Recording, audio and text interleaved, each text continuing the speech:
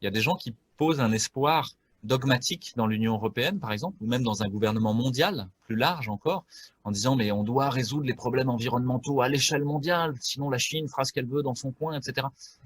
Et que il y a cette volonté un peu totalitaire d'aller imposer une façon de faire au monde entier, en étant persuadé et paranoïaque que c'est la bonne, et en plus en la donnant à quelqu'un d'autre que soi-même.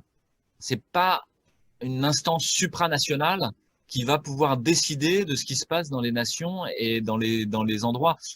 Le ministère de la Santé, vous avez vu, qui s'est gouré de A jusqu'à Z, le conseil scientifique aussi, etc.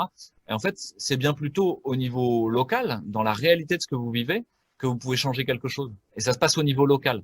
Donc ça, c'est un petit message à ceux qui voudraient résister, entre guillemets, tenir dans ce déferlement totalitaire. Allez déjà à l'école de vos enfants, avec la directrice, avec les enseignants. Et faites-le intelligemment. C'est peut-être de dire à l'institutrice, tu es très importante en fait pour mon enfant.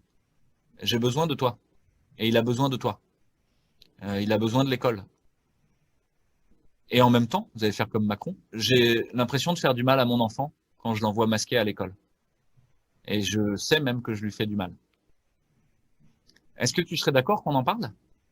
Déjà ça, juste d'en parler, avant même d'essayer de convaincre ou de changer quoi que ce soit. C'est juste, vous avez dit, vous, ce que vous voyez, ce que vous ressentez. Vous avez dit ce que vous ressentez aussi à l'autre. Tu es importante, vraiment. Donc là, il faut dire non. En fait, moi, c'est clair et net, il faut dire non. Là, il y a vraiment un problème. Et ça joue sur les peurs, justement. Et ça joue sur la culpabilité. Je vais être sanctionné si je le fais pas. Je vais peut-être attraper la maladie, etc. Je sais pas trop. Donc, en fait, je vais faire porter à l'enfant le poids de toutes mes peurs et de toutes mes culpabilités. Wow, c'est pas ça, s'occuper d'enfants. Au contraire, c'est de les libérer de la peur et de les libérer de la culpabilité. Donc, les enfants sont pas vecteurs, sont pas malades, sont pas. Vous savez combien il y a eu de morts sur les 7 millions d'enfants de moins de 15 ans? 3. 3, et il y en a 2, ils avaient des comorbidités majeures. C'est des conneries. Les enfants, déjà, ils sont pas malades. Donc, si vous leur mettez un masque au motif qu'ils seraient peut-être malades, non, c'est pas vrai, ils sont pas malades. De A jusqu'à Z, c'est des tordus, hein, au pouvoir. C'est vraiment des tordus, hein. On est dans la perversion paranoïaque, pure et dure, et dans un déferlement totalitaire de gens paranoïaques. Donc, on le savait, hein, que le pouvoir et l'argent drainaient les paranoïaques, mais là, on est à un niveau où je pense qu'il faut vraiment faire quelque chose, quoi. Au Contamine, il y a eu un cas d'enfant qui a été très suivi.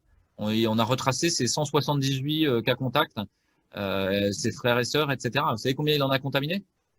Zéro, même pas ses frères et sœurs. Mais vous pouvez être pragmatique et dire, OK, t'as peur, je veux bien l'écouter, elle est peut-être légitime et tout ça, je peux te donner des datas, mais je sais bien que dans une situation de peur ou de culpabilité, t'es pas obligé de les entendre. Je vais pas forcément te ramener au réel. Il faut être nombreux. Et là, vous allez prendre d'autres parents d'élèves, d'autres écoles qui vont venir avec vous à la sortie, qui vont distribuer des tracts et info Covid pour ouvrir la discussion, pas pour convaincre, juste pour dire, on a l'impression de faire du mal à nos enfants, quoi. Est-ce qu'on peut en parler? Est-ce qu'on peut convoquer une réunion de parents d'élèves et essayer là de reprendre, de faire corps autour de justement reprendre de l'intelligibilité, raconter une histoire qui fait sens, se mettre en lien et avoir une action sur le réel. Donc déjà, c'est un virus qui est très très faiblement létal. 99,95% des gens survivent en fait à ce virus. Si on le prend à l'envers, hein, sur la mortalité, la létalité elle-même, elle est à 0,5%. Enfin, vous avez 0,5% de mortalité, 99,5% des gens avec un test positif survivent. Donc ça va, souffler un grand coup, quoi. Hein, tout va bien.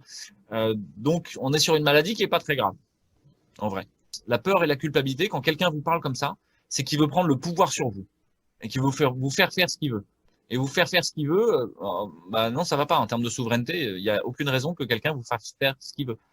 Donc, la réalité, c'est que cette infection est pas si grave que ça. Hein, mais là, alors, il y a des gens qui vont bondir, dire ah Fouché, le rassuriste, etc. Je mets un bémol. Effectivement, ça remplit le système de santé et les réanimations de manière temporaire. Et donc, ça a un impact, c'est que ce remplissage du système peut faire de la tension sur le reste du système et avoir des victimes collatérales. Actuellement, pour soigner des gens du Covid, c'est comme si on n'avait qu'une seule voie, une seule et unique voie, qui est celle des urgences, de l'hospitalisation en secteur Covid, du passage en réanimation. Alors, on n'utilise même pas le privé, par exemple. On n'utilise pas les chemins de l'immunité, de l'amélioration de l'immunité pour que les gens aillent bien. On n'utilise pas les médicaments qui auraient pu être utiles et on laisse pas les médecins prescrire. Donc on a tout fait pour faire un système qui soit pas résilient. Et à partir de cette résilience et de la chute du système, on vous explique que c'est votre faute. Narration de la culpabilité et de la peur. Et qu'il faut avoir peur parce que regardez, le système, il tombe. Bah, d'ailleurs, vous n'avez plus le droit de manifester. Et d'ailleurs, vous n'avez plus le droit de vous voir les uns les autres. Et d'ailleurs, vous n'avez plus le droit d'aller voir votre grand-mère. Et d'ailleurs, vous n'avez plus le droit d'acheter autrement que par Amazon. C'est du délire, en fait. C'est proprement du délire, quoi. On a utilisé un système qui chute de manière volontaire et programmée. C'était sûr qu'il allait chuter sur le moindre choc pour vous imposer des choses qui n'ont rien à voir. Un projet, notre projet, un projet politique, un projet sociétal. Mais voilà, pas quoi.